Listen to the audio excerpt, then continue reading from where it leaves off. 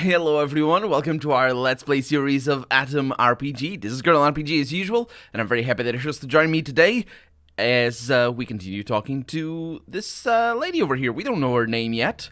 I need to go... what? No. I just want to ask you some questions about everyday life and so on. What? We'll never know her name? We'll never know her name! She wants artifacts. That's a cool thing. Also, I can't go back there, which is less of a cool thing. I want to steal all the things, so I can gain money, so I can waste it. Well, not really waste it, but, you know, just give it to people who probably don't want it or need it. Can I get that? Maybe I don't want it. No, actually, I might be able... No, I can't. Okay, hello. A black-haired man in his 40s is leafing through a tattered paperback. When you come closer, he stops to shine a friendly, albeit mischievous smile your way. It's a rare sight amongst these surly locals. Greetings, my dear. Gosh, the dragon is so glad to see you. Pink cheek not yet broken by the oppressive atmosphere we live in. I would be thrilled to converse with someone like you, or even to give them an important task.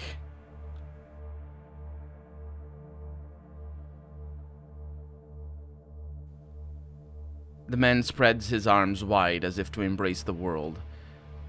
At least it's not to embrace me. He's got some things in here. Does he like money? Does he like the... No, he doesn't like money too much. Sounds intriguing. You I can't pronounce that word very well. Or on cue, anyway. Eloquent? Demon. What is this task? Gosha the dragon rests a hand on your shoulder. The task is very simple, my dear. I'll pay 300 rubles and give you some grub as well. All you need to do... That's food, I assume. All you need to do is get this message to my uterine brother, which it's a twin. Zorzik? I'm sorry, I can't pronounce many of... There's too many H's, I can't pronounce. It's Zorz. I'll go, yeah. The man waves a page from a notebook with 3 words scribbled on it. He was stupid enough to enlist in the ranks of the looters, a bunch of local criminals. Now he's at their base where an honest stalker cannot go, but I won't give up until I persuade him to return. That sounds like a good thing, I suppose. Why? I mean, you know, trying to convince him to not be a looter, because apparently that's a crime in the Dead City. Right. Okay, why entrust me with this task all of a sudden? Why? Because I know how hard it is to be here, or to get here. People spend all their money on transport, eat all their food along the way, and sometimes spend their ammunition too if their travel companions are disagreeable. Desperate newcomers make for trustworthy and diligent workers. And he winks at you cunningly. As if... What? You should be winking at somebody else, I suppose, because I'm the one who's being trusted here. Well, trusted, not exploited. For some reason, the word exploited came to my mouth, but I think it's because I glanced at it over there. He's not really exploiting me. He's just really trusting me. Yeah, but it would make more sense if you were asking me to... Actually, wait a minute. There's a bit of that in here. I was gonna say it would make more sense if you were asking me to go, I don't know, into like if he knew I was desperate for money, and which is sort of what he's hinting at, but he doesn't actually say it. The text doesn't say that. He's sort of hinting at that, but for my character to actually say that he exploits people is unreasonable because he doesn't actually say it. He's hinting at it from a, you know, textual perspective, or what's the word? Literary perspective. That's the one.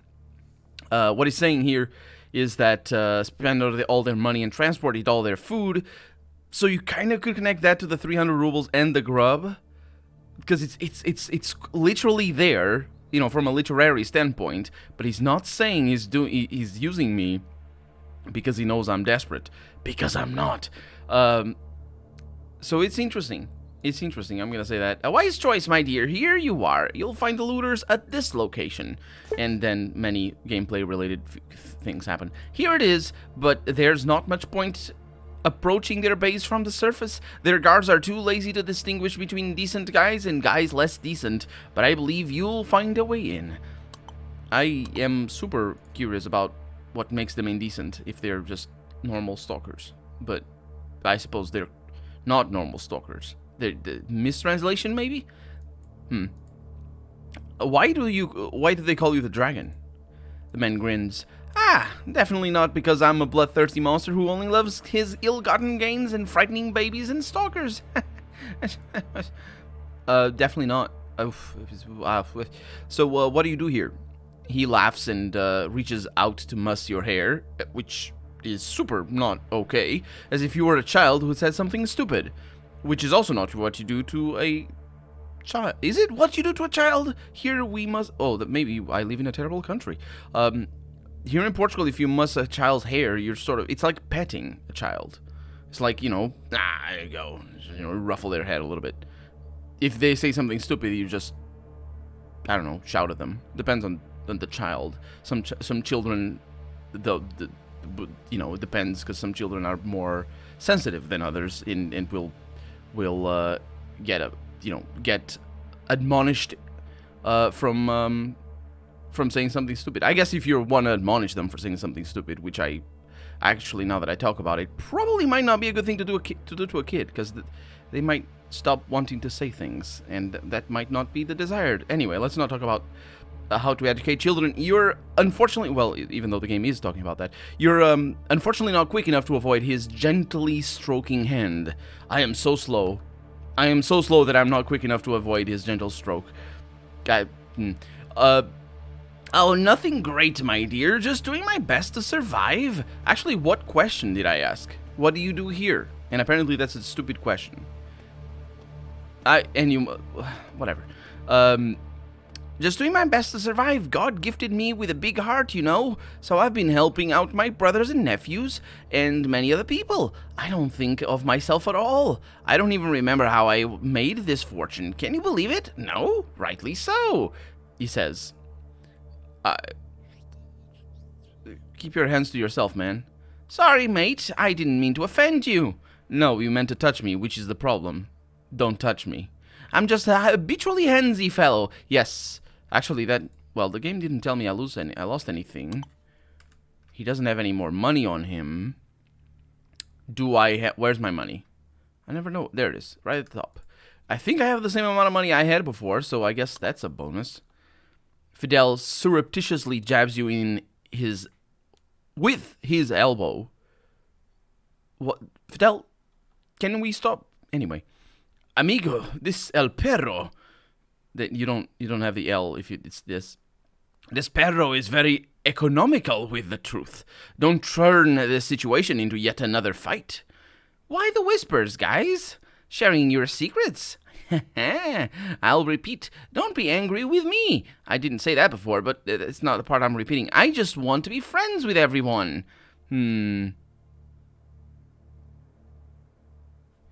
Okay, Fidel here is saying a very conflictuous things in here. First off, he says he's not okay, and then he says don't fight him. I'm gonna take it as he's saying what the game is saying, and the game is telling me this guy's not okay, and the game is telling me don't fight him, and I'm not gonna fight him. So what can you tell me about the station? It's a good place, and safe. After a week here in my den, when I go out to the city to bring money to my poor family, I feel scared. I'm constantly looking over my shoulder, waiting for a blow. Yeah. Heard any good rumors? Have you seen huge ants or huge wasps? The turtles have gotten quite large in some areas too. There was a man staying at the tavern with his son who swore they even used to ride them back in the day. Back in the day. I'm sure back in the day. Before the war, I imagine. He's old enough to know the world before the war. Most of the people here are not... Well, I mean, I guess if people are in their 20s, they might remember growing up in the world before the war, but that doesn't mean that they remember how the world was. It's very complicated knowing the world. Especially, well, I guess it's not complicated to then say, back in my day...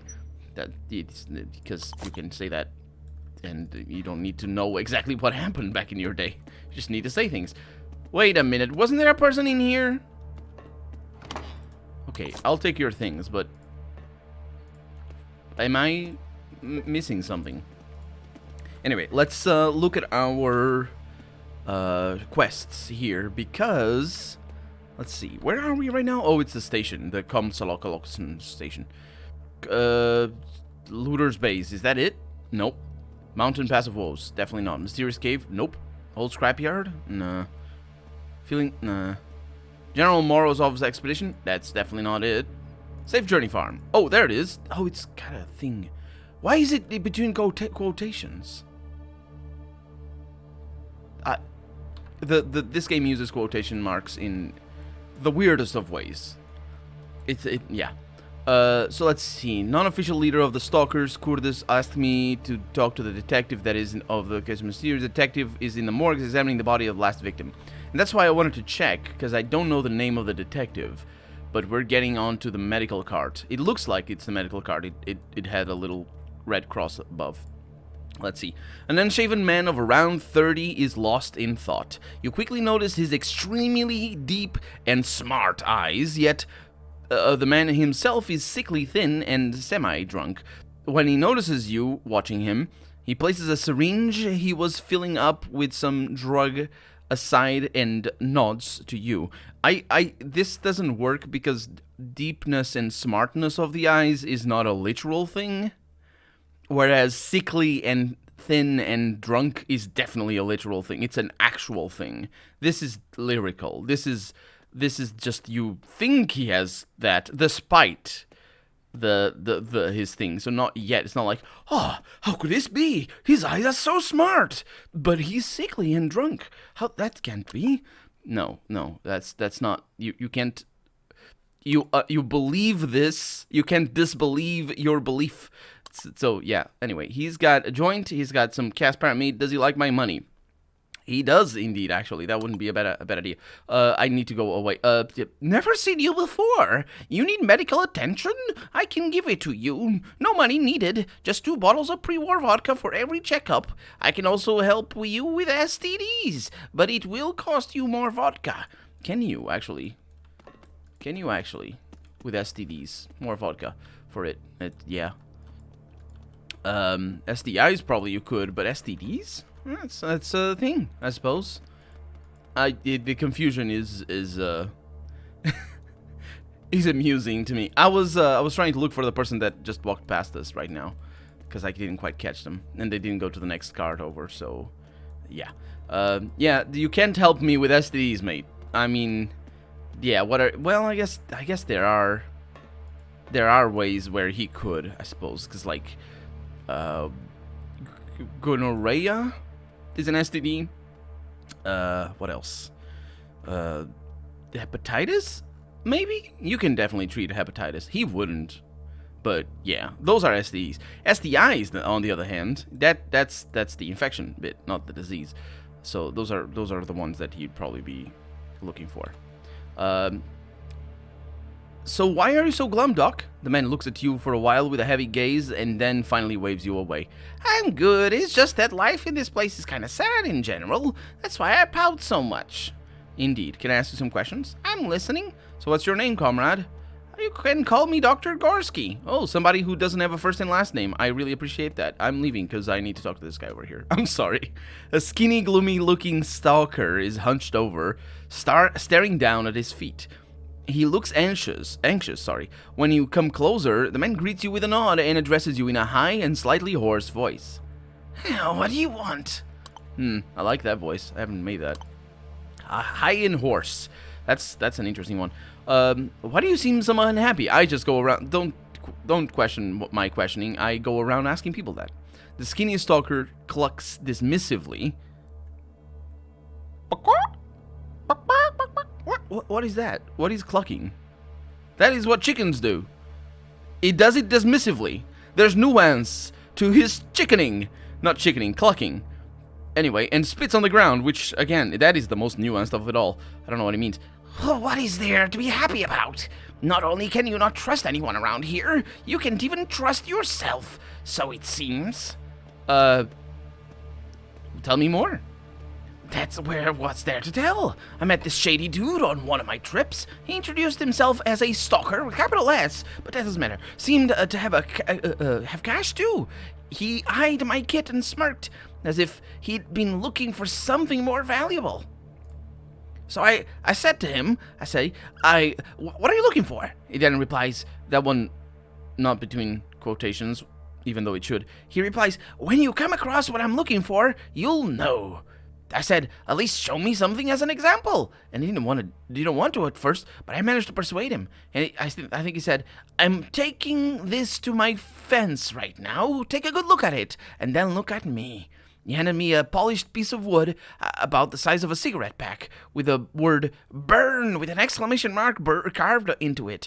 I looked it over, and then looked back at the stalker, and then I had an overwhelming urge to kill him for no reason.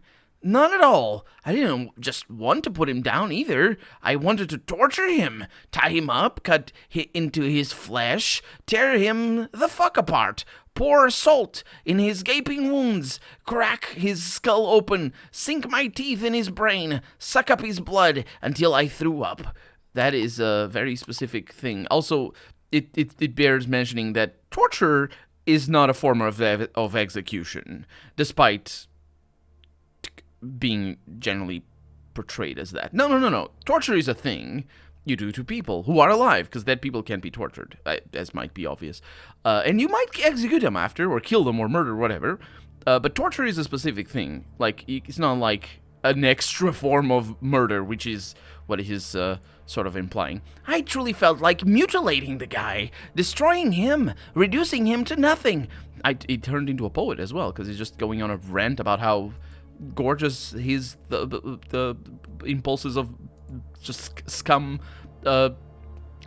impulses are. Anyway, turning him to dust, wiping his ass with his own skin that I would have torn off of him while he was still alive, poking his... Why would you wipe his ass, though?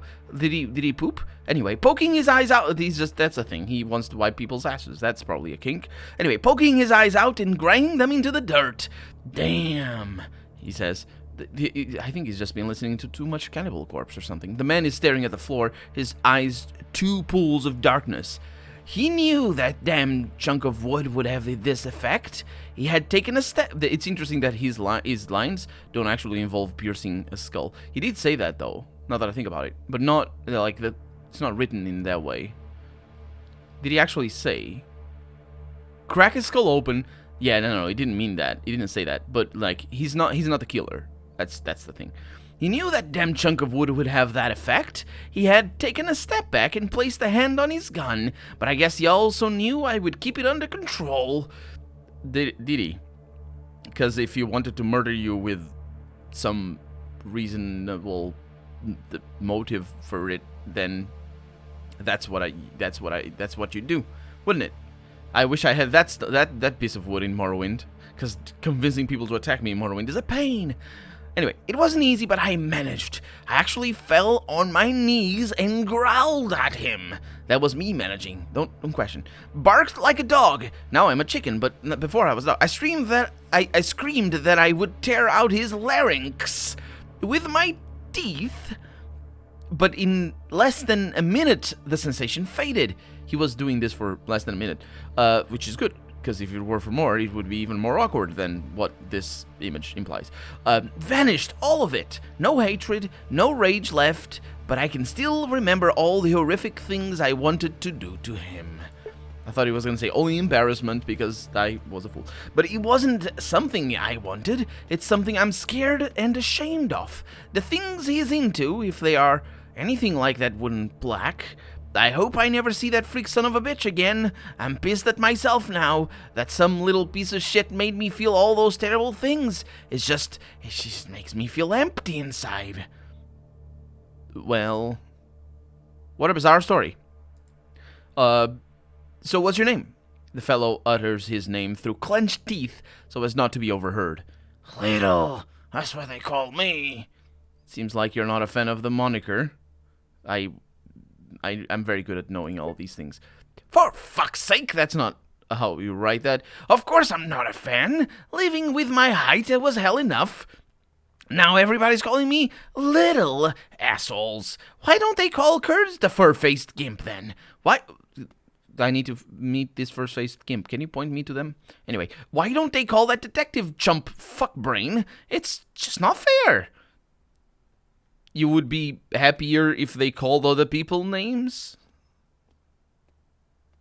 Rather than... I guess that would dilute... Probably wouldn't. You know what? Probably wouldn't. You'd just be called little even more spitefully after that. But yeah, it's just misery loves company. Let's see. Let's be honest, Little is quite generous in your case. I can just insult him. I didn't actually notice that he was short. And he wasn't described as short. So canonically, he's not short. He just has a height complex. He wanted to be taller. That's fine. But he's not short. And what was he actually described as short, or have I just? It says hunched over, which kind of implies that he's tall. Yeah. So yeah, it's canonically not short. I understand. Try not to think about it too much. I know these things. I've been insulted all my whole life as well. What I haven't. I'm just pretentious and think I know these things. What are you doing here? I'm scavenging like everybody else. It's except for the looters. They loot. That's a different thing. It's what we do here. In case you didn't notice, don't even ask. I'm sick of it already. Really sick. What do you mean sick of it? I don't understand that. What did I just ask? What can you tell me about this place? If it weren't for the woodpeckers' homicidal nonsense, that's what you call murders. Nonsense. I wouldn't be given this tiny hell, capital H, the tiniest rating possible in the dead city. In Yelp, I'm sure you would have. A solid 2 out of 5. Yeah, I'm sure you would have in 1986. But now I'm calling it a 1, which in comparison with some other places around here isn't really that bad.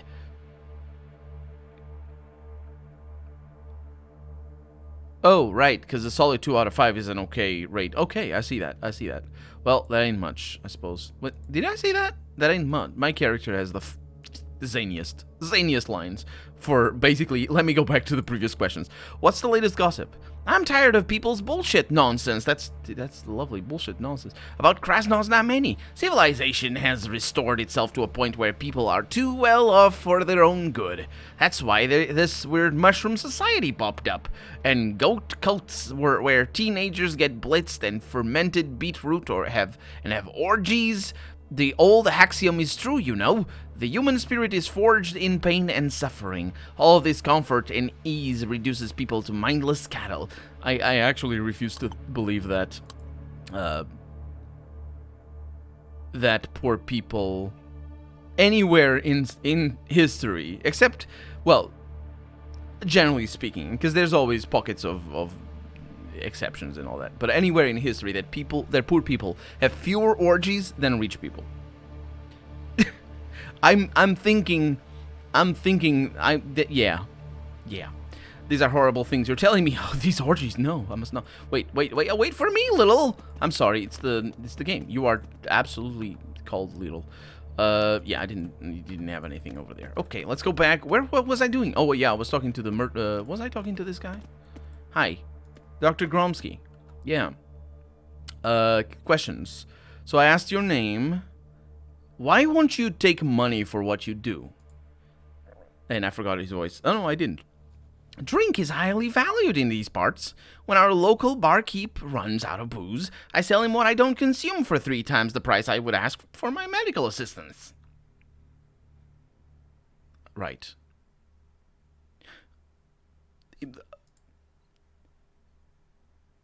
So I suppose that would work. Yeah, and yeah, that's fair. That's a nice way of I think that's a cool way of thinking about it. I'm not sure, and like